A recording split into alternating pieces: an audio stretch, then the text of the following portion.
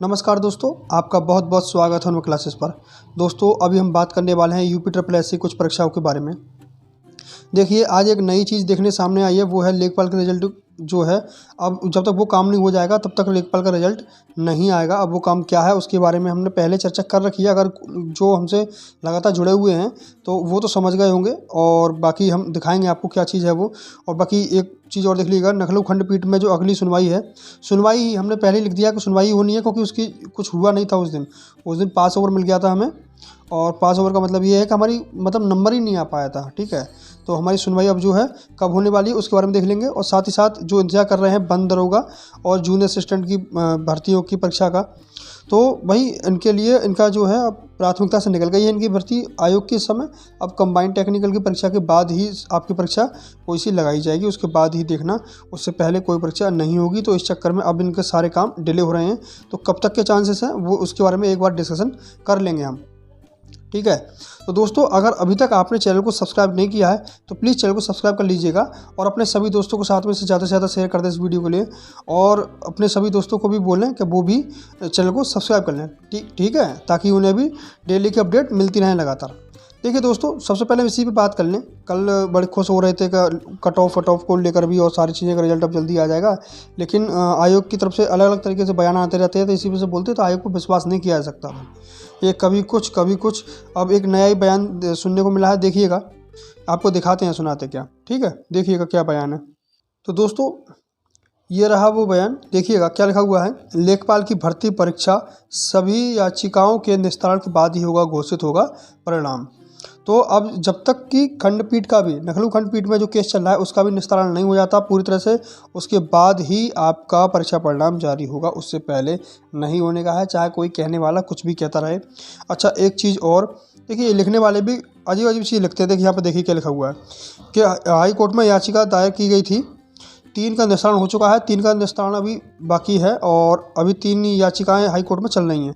आयोग द्वारा परिणाम तैयार कर लिया गया। जब तक निस्तारण नहीं हो जाएगा पता ही नहीं चलेगा किसके आंसर की क्या रखनी है हमें, तो परीक्षा परिणाम तैयार कैसे कर लिया जाएगा। ये अजीब चीज़ लिखी हुई है नहीं? है नहीं कुछ अजीब चीज़?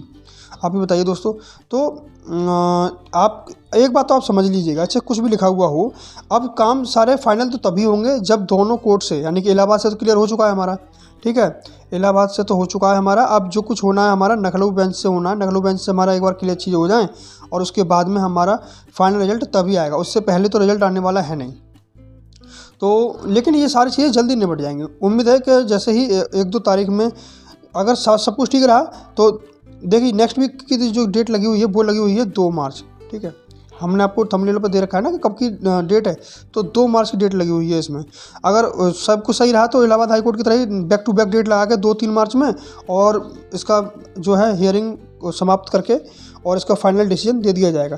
जैसे इलाहाबाद हाई कोर्ट में बैक टू बैक डेट लगा के और काम कर दिया गया था पूरा, और नेक्स्ट डे ऑर्डर भी आ गया था। तो ऐसे ही होगा, हो सकता है कि 2 मार्च को 3 मार्च को इसका सुनवाई करके और 4 मार्च को इसका डिसीजन भी दे दिया जाए। ये हो सकता है, लेकिन ये देखते हैं कोर्ट में क्या चीज़ें चलती हैं, उसी आधार पर कहा जाएगा। उससे पहले तो कुछ कहा जाना उचित है भी नहीं, क्योंकि ये सारी चीज़ें कोर्ट का दिन है। कोर्ट का दिन तो चीज़ें ये नहीं देखते कि छुट्टी है या फिर बच्चों को डिले हो रहा है, कोई चीज़ें यहाँ तो बड़े आराम से चीज़ें चलती हैं। ठीक है, एक साथ हमने 2 पॉइंट क्लियर कर लिए अपने। ठीक है, रिजल्ट किसके बाद आएगा अब, जब तक कि कोर्ट केस की सुनवाई खत्म नहीं हो जाती। और दूसरा हमारा पॉइंट था लखनऊ खंडपीठ की सुनवाई, अगली सुनवाई कब होगी, तो 2 मार्च को होगी। ठीक है, अब देखना ये है कि आगे क्या होना है उसमें। अच्छा, बंद दरोगा और जूनियर असिस्टेंट की शॉर्ट लिस्टिंग को लेकर भी बड़ा आपके लिए एक बात और बताते हैं कि आपको पहले स्टार्टिंग में बोल चुके हैं कि ये अब इनकी प्राथमिकता में नहीं है इस समय भर्ती। ठीक है, अब तो जब तक ये प्राथमिकता के अंदर नहीं आएंगी तब तक इनका काम डिले ही होता रहेगा। और अब आप मान के चलिएगा, बंद दरोगा की शॉर्ट लिस्टिंग तो अभी क्या, अब नेक्स्ट वीक भी उम्मीद मत रखिएगा। ठीक है, नेक्स्ट वीक भी उम्मीद मत रखिएगा। अब इसके सारे काम होली के बाद ही होने की संभावना है, उससे पहले की संभावना बहुत कम बन रही है दोस्तों। ठीक है, ये झूठी उम्मीद पालने से कोई फ़ायदा नहीं है। अब एक ही परीक्षा ऐसी है जिससे बड़ी धोखा खा रहे हैं, वो है जूनियर असिस्टेंट 2019 की। डेट के बाद डेट मिलती जा रही है और हम आपको बताते जा रहे हैं, और हम भी झूठे होते जा रहे हैं उस केस में। तो हम नहीं चाहते कि इस बारे में भी आप ज़्यादा झूठी उम्मीद पालें। तो आप समझ लीजिएगा, इसकी उम्मीद आप जो कुछ भी होना है इसका होली के बाद होना है, होली के पहले होने की संभावना बहुत कम है, बहुत कम। ठीक है, ना के बराबर। तो आप इन दोनों भर्तियों से उम्मीद जो भी है, आपकी परीक्षा तिथि है, शॉर्ट लिस्टिंग है, ये सब अब होली के बाद होगी। हाँ, परीक्षा तिथि की आपकी एक संभावित डेट बता देते हैं, अप्रैल। संभावित जो मंथ है इसका अप्रैल है, उससे पहले इसका कोई भी अता पता नहीं होगा, बल्कि अप्रैल से बाद भी जा सकती है, उससे पहले की कोई चांसेस है ही नहीं कहीं से कहीं तक। ठीक है, तो आप निश्चिंता से और बड़े आराम तरीके से इसकी तैयारी करिएगा। सिलेबस भी अलग है थोड़ा 15 का, तो बड़े सटीक तरीके से तैयारी करिएगा ताकि आपको सफलता सुनिश्चित हो सके।